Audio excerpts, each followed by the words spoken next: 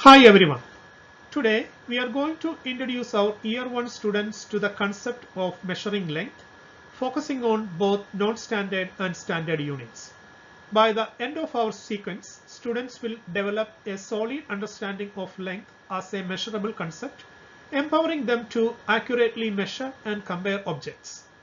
In this sequence, they will be actively involved in hands-on measuring, experimenting with items like blocks and paper clips as non-standard units, and transitioning to centimeters as a standard unit. This approach not only makes learning interactive, but also reinforces the value of measurement skills. We have broken this concept down into 5 structured lesson plans. Each lesson is designed to build on the previous one, allowing students to progress gradually and confidently. The lessons use engaging resources, everything from simple measuring tools to relatable objects students see daily, which help make the idea of measuring more approachable and meaningful.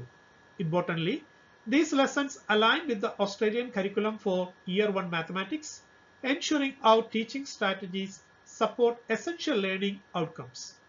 This alignment not only sets clear goals, but also helps prepare students for future topics in measurement. Before we enter into teaching, we need to understand what our students already know. And for this, we will use a diagnostic or formative assessment tool. Diagnostic assessment, like the one we are using here, provide us with an early indication of each student's understanding of length as well as their current skills. This insight allows us to set clear, individualized learning goals and select appropriate activities based on their needs. Our diagnostic task for this unit is simple and practical. Students will estimate and then compare the lengths of familiar objects in the classroom using non-standard units. For example, they might measure the length of their desk or the height of a book with paper clips or blocks.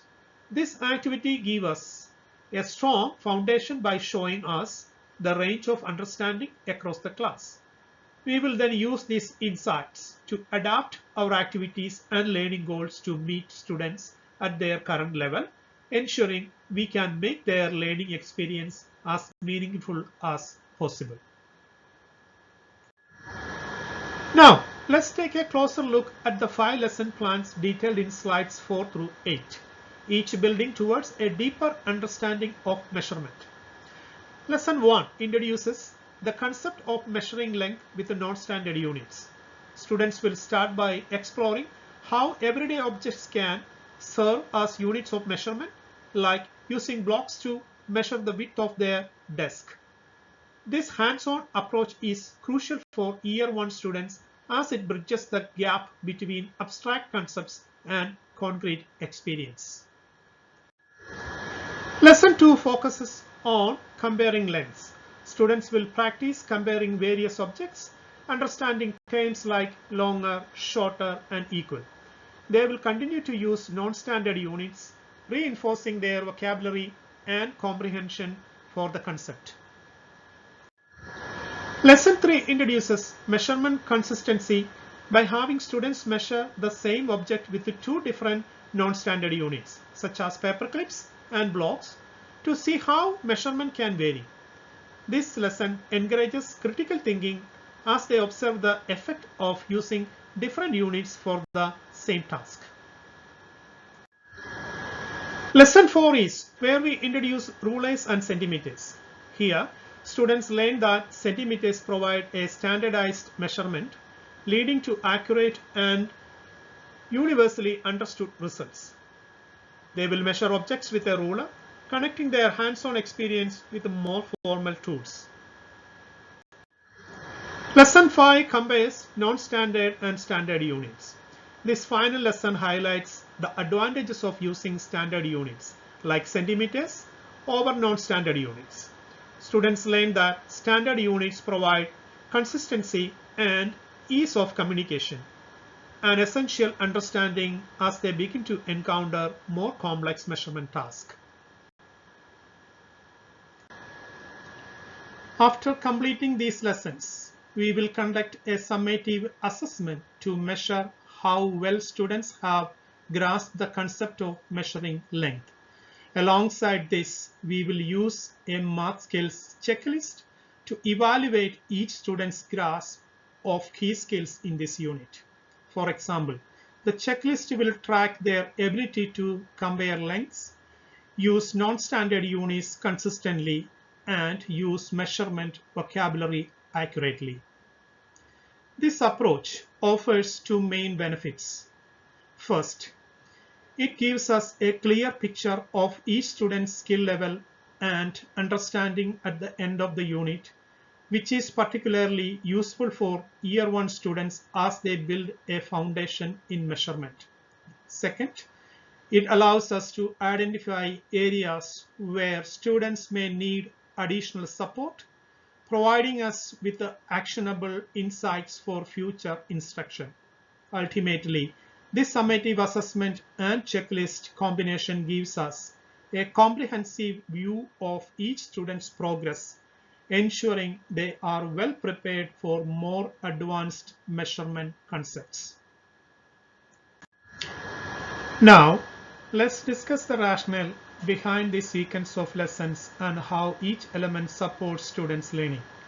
Teaching measurement at this stage is essential for building a strong mathematical foundation. We begin with the non-standard units such as blocks or paper clips because they help students grasp the abstract concept of measurement. By measuring with familiar objects, students learn that length is a measurable attribute and that objects vary in length. This approach makes measuring more relatable and meaningful to them. When students compare objects using non-standard units, they not only reinforce their measurement understanding, but also expand their language skills. We encourage them to use comparative terms like longer, shorter, and equal, enhancing their vocabulary and their ability to describe relationship.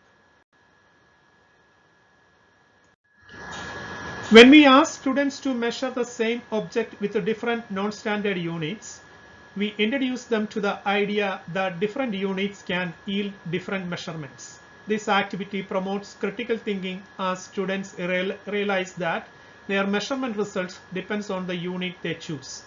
This experience paves the way for understanding why consistency in measurement is valuable. Next, we transition to using rulers and centimeters, introducing standard units. This shift is crucial as it establishes consistency in measurement, which is necessary for accurate communication and comparison across various contexts.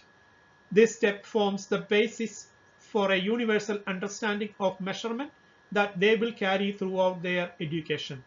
Finally, comparing standard units with the non-standard ones solidifies why centimeters as a standard unit are more effective for practical measurement tasks. Throughout this comparison, students learn the importance of standard measurements and develop an appreciation for how they simplify communication and support accuracy, both essential skills in real-world applications.